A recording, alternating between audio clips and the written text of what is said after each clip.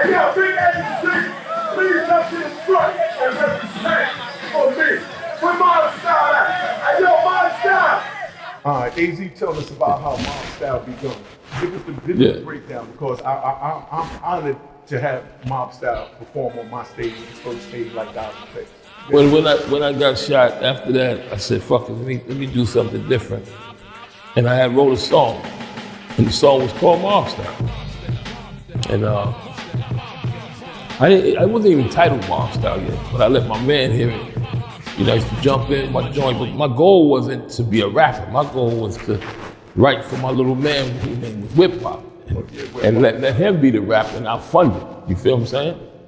But the first song I went in the studio and I did it myself for him to learn how to do it, to spit it. And I let my man Chuck hear it. And Chuck was like, yo, that shit hard, man. That shit Mobstyle. I said, I like that name, Chuck.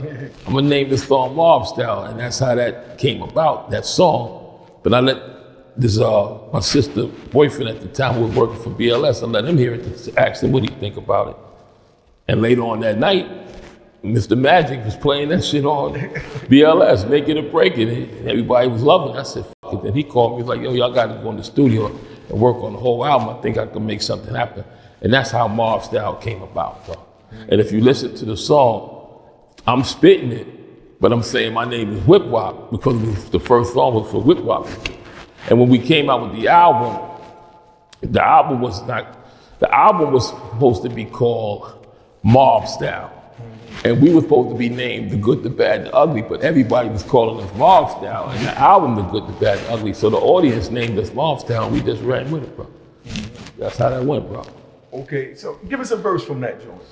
Give us a verse. A verse from Mobstyle. Everybody know you still got it. It said I used to jump in my joint, start to dip, rock past the holes and they yell, go whip. Hit them with the horn cause they on my tip. Continue to bounce down the streets from left to right as I switch lanes, throwing my signal like Mobstyle, Mobstyle. Let me get to the point. My joint is mean. You can tell by the horn. It's European. That type of shit. We was talking that talk, bro. You feel me? And listen, I was on the streets then. They had the streets on lock. Anybody from Harlem back in the day know that, you know, we loved and worshiped and praised Mobstyle and was honored to have them as Harlem. And they still Harlem. Big shout out to Gangsta Lou. You understand what I'm saying? Pretty Tone, Whip Wop, you know what I mean? Yeah, definitely shout out to Gangsta Lou, Whip Wop, Pretty Tone, respect on the highest. And that's what it is, man. Love them to the end of time, man. No matter what happens. You know, and that's where it's at. But as far as what went after that? What happened after that? After Mobstyle, that's when I told you that I think the feds came in and I saw them coming through there trying to stop us. I said, wow, that's when I just shut it down. After the third album, I said, these niggas is on us. And I just pulled away from that, bro. I had to pull away because they came at me in the studio being honest. Do the music shit, bro. Okay, so we got them coming there, but it's something else that we spoke about the other day on the phone that we was dealing with as far as, you know, you started Mobstyle, you started moving, started doing your thing. Yes, sir. You had a good movement in New York. Yes, sir. What happened with the NWA beef? Because remember when Drake and Snoop came up to the club, so I got my little version, but you know, it's AZ Day. It's Tone, all right. Tone would made a song. What was it called? Stomping Suckers from Compton. I think that was the name of it. Is that the name of the song? No, he's talking about F. Compton. That's he said. That wasn't Tone. That was the boy out of Patino. Nah, Tone said something on the joint on one of the rhymes. It's just stomping suckers from Compton with one punch. Stomping suckers from Compton with one punch. Oh yeah. He said something like that, and then they came back with a song. I think. What, Niggas for Life, or Easy, he said something crazy. The good, the bad, the ugly, see? A little streetwise nigga, you know me. Rolling with some real niggas playing for keeps, but you motherfuckers know who run the streets. And the same dude I'm talking about, the Asian nigga, he was like, oh, you hear this, you hear this? Like, you hear what this nigga said? Y'all gotta come at that dude. You know, he was like amping it up. So I think I went in the studio and did a song called, I don't want to diss nobody, but I'm dissing NWA or whatever. Easy E, yo G, that voice that kinda squeaky to me. I don't know. It might have been a California hoe, a bitch, a little girl rockin' Jerry curls. Niggas in Compton better stop often. Don't get your shit cut and stop looking like Al Sharpton. And you know, I apologize on another track for that. I mean, on another podcast, and I meant that from the heart. But I would like to apologize to Easy and all his fans and his family for the diss track that I did towards them. You know, rest in peace, Eazy-E. But I sit back and think about it, I look at that dude, he was trying to, that agent was trying to cause conflict, man. You understand what I'm saying? And I peeped all that shit. Like, these motherfuckers is really trying to, you know, cause a war here and shit. But the war yeah, turned deadly. Yeah, man, it was nasty, bro. For real, Mobstyle was the street. What they had, I think, who was it? Was it Ice Cube? Somebody performed at the Apollo. Yeah, that was Ice Cube and NWA when they all performed. Yeah. One niggas went crazy on them, man. Yeah. We all had watched Showtime at the Apollo, so we all knew if it went bad, what was gonna happen. So we hit the stage, and as soon as they saw them Jerry curls, all you heard was boo! I mean, before we even got a line out, it was booing. I guess they just wasn't feeling the Jerry curls, you know? It's like, Curtis Blow had one, why the couldn't we? You know what I'm saying? I wasn't there, but you know, you hear about it, like, wow. I was there, I was up in the little balcony, and what happened is Ice Cube came out. First Dre came out. When Dre came out, he had on some tight Lee jeans. You know what I mean? That was high waters. No disrespect to him, but you know, with the high waters, then he had the big long trench, the parka all the way down to the ankle, and a tight ass black sweatshirt. Everything was in black. But we looked at it like they was just trying to dress like us because they had, you know, they tried to wear our attire, but it's what today called fitted. But it was like, you know, like they was making fun of us because we had our stuff baggy back then, you know what I mean? Yes, sir. So as soon as they came out, everybody started booing them, you know what I mean? That's when Dre came out, because he did no disrespect to Dre, keeping it 100. For New York back then, they looked at like clowns coming like that. Yeah, we was 3 hours ahead of town. That's how we looked at that shit, bro. You know Nigga was driving spaceships and they was driving the joints and hopping around. We was like, what the fuck is that? No disrespect, because y'all, I guess that's what y'all did out there, but we was on a whole nother fucking... We just giving y'all history. We ain't trying to disrespect nobody. But then Ice Cube came out there now. And when Ice Cube came out, because we was booing and wouldn't even allow him to say no. We were so loud, you couldn't even hear the speaker. We wouldn't even sing over the speakers. But when Ice Cube came out, he turned off all the lights and he started yelling, F you, Ice Cube. He did a show at the Apollo, his first time in New York.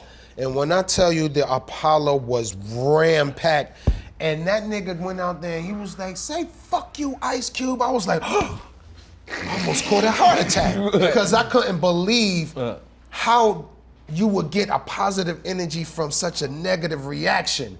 It was like, fuck you, Ice Cube. F you, Ice Cube. You know what I mean? So now we love that because we was already saying NWA.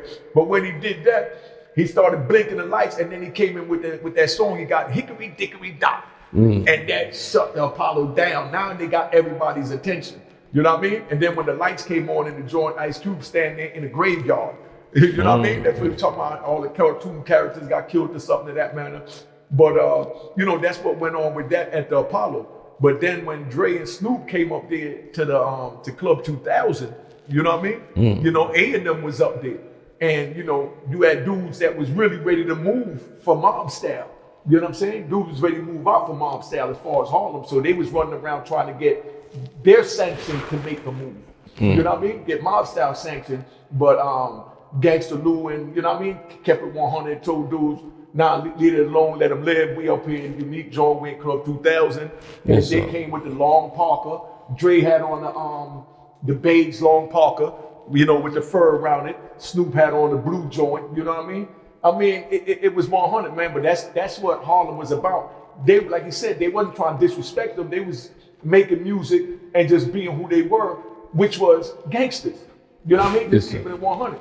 But now the record labels, you know, I want to talk about that, how they were scared to deal with y'all back then because y'all was gangsters and was spitting gangster rap, but you wasn't faking gangster rap. I was real. Y'all was living it. It was hands-on. They know that. So, you know, the average person don't want that shit, bro. But they'll take our blueprints, I mean, our true prints to create their blueprints. You know what I mean? And it never failed, but we can't argue about spilt milk. That shit is over. But okay, so respect, at least give us our flowers, bro. You know what I mean? You know what I mean? Yeah. Tell us where you got that idea from, bro. You know what I'm saying? You feel me? And that's that, bro. It started right here. You know and we know that. You know what I mean? But time goes and people try and change the narrative of things. You understand? Like they're trying to change the narrative of how the game goes.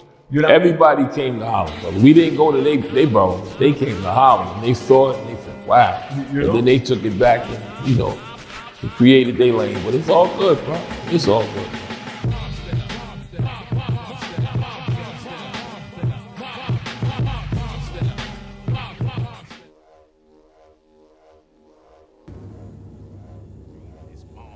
You know what it is, where the April showers get ready to come in, even though it's March, so we just rolling down the block. So now as we going up there, we got butterflies in our stomach, but at the same time, this is our regular lick. You know what I mean? So we pull up in front of the building on 160th, so now we get out and we run up in the joint. So we knock on the door, boom, boom, boom. So as we knock on the door, they yell back, who is it, who is it? You know what I mean? But of course they speaking in Spanish, que pasa, and all that, but I ain't trying to hear all that crap. Just come to the door so I can rob you and get this coke and get up out of there. I know they got drugs in there. So now when I run up in there and I'm ready to go get the drugs, here go Bob. Bob looking a little nervous. So we run up in there and now we pull the pistol on him. I throw the dude against the wall. Bob come in, he throw the other dude against the wall, and I tell him, yo, where the money and the drugs, booth out, you know what it is. So now we tell him that. Here he come, he like, we ain't got no drug, Poppy, we ain't got no drugs. Man, I'm not trying to hear all that crap. You got drugs, man. So instead they come out and they bring out a little 80 grand. When they bring out the 80 grand, Bob happy with that. You know what I mean? We ain't never seen 80 grand. I'm talking about we little niggas right now. You know what I mean? So Bob come out with the 80 grand. You know what I mean? And got the little duffel bag on the ground. And I'm telling them like, nah, I know they got drugs in here. You know what I mean? Cause they gotta re-up. They gotta have more drugs. You know what I mean? So now dude ain't trying to give it up. So I tell Bob, I know what we gonna do. So I rip the lining out my coat and I stuff the 80 grand in the coat and I grab dude. I take him up the back stairs and I take him to the roof. When I get him to the roof, I figure I could scare him and put the gun in his face, threaten to shoot him, throw him off the roof. You know the whole nine. So now when we get up there ready to throw him off the roof, you know what I mean? Now all we hear is footsteps coming up. So now we hear the footsteps coming up. Next thing we hear is gunshots. Boom, boom, boom, boom, boom. Like, oh shit. So now I grab dude, I throw dude in front of me and I'm holding him as a shield. While I'm holding him as a shield and I'm doing my thing, he's squirming. His man come on there, so I just know he ain't gonna shoot. So I'm like, stop or I kill him, stop or I kill him. His man ain't trying to hit it, he just start busting, boom, boom, boom. So when he shoots, he hits my man that I'm holding my hostage on the right side. When he hit him on the right side, his body went limp to the left side, cause now he weak, that exposed my right side, boom. I catch a 45 in the right, you know what I mean? So now he shoots him again, boom. So now he catch him in the other side, the left side, so now he go limp to the right side. Now I catch a 38 from the other gunman in my left hip, and that joint spun me around more than the 45, the 38. I mean, come on, dog. So now I done spun around, now he done fired again, hit me in the ass. I got shot in the right leg, left leg, you know, the ass. When I spin around, I get shot up in the chest, and I fall to the ground, but now I bust a couple times before I go off, and it got real quiet. I didn't hear nothing. I'm just laying there on the roof, my heart beating, boom, boom, boom, boom. And I'm wondering what the hell is going on? You know what I mean? Like, yo, is this the end? I look over, I see my man Bob laying there with brain matter laid all over the floor. Oh man, not my man Bob, but I gotta get out of here. So I crawl over to the roof, you know what I mean, to the side of the roof, and I'm ready to jump off, but we 6 stories up. So how the hell I'm gonna jump? Oh my God. Yo, you know what it is. Unique Mecca Audio at YouTube, Instagram. Follow me, subscribe, all that. Make sure you cop the book of RonG Harlem at RonGHarlem.com. It's at Amazon, iMovie Books, wherever you can find it. It's at Cop This Book.